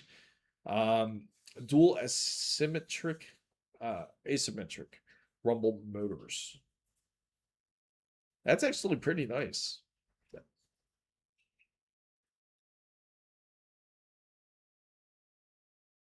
See, I like controllers too, where you can customize it. So it looks like, but the one thing I don't like about what the Steam controller does have is like they give you a USB-C to USB-A, which I feel I despise at this point now because like if I hook it up to like the the ROG Xbox Ally X, I have to use a dock in order to plug it in.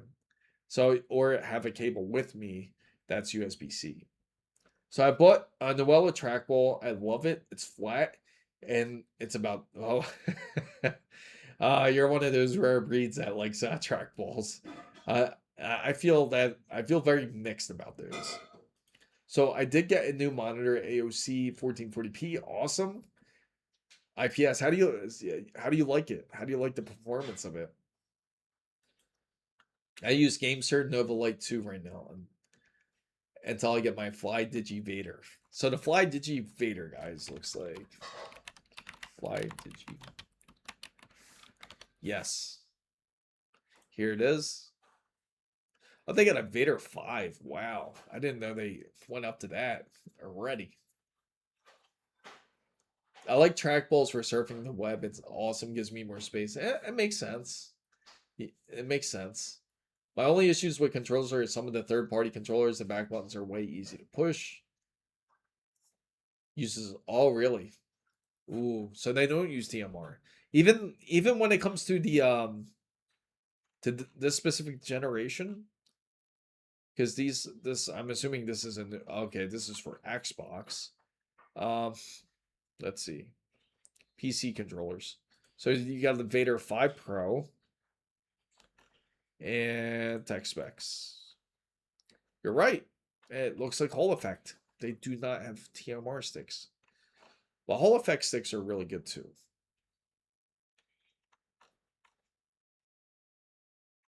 So you like the adjustable joysticks? I can see. That is pretty nice though.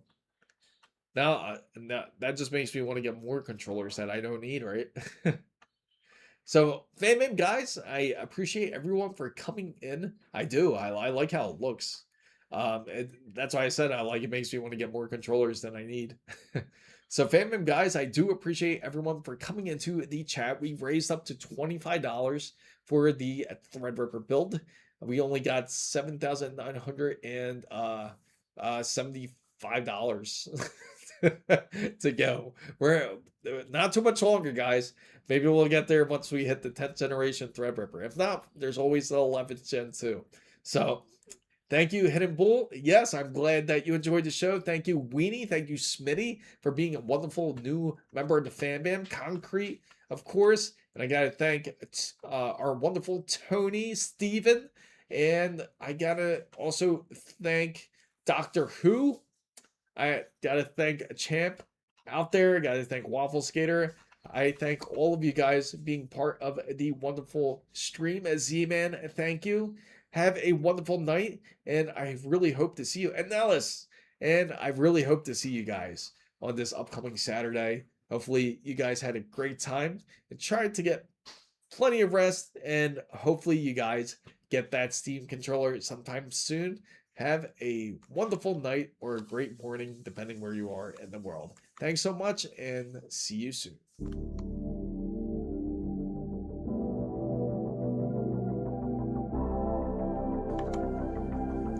Saturdays, I usually stream at 10 a.m. Eastern time. Thanks again, Doctor, and thanks again, JH.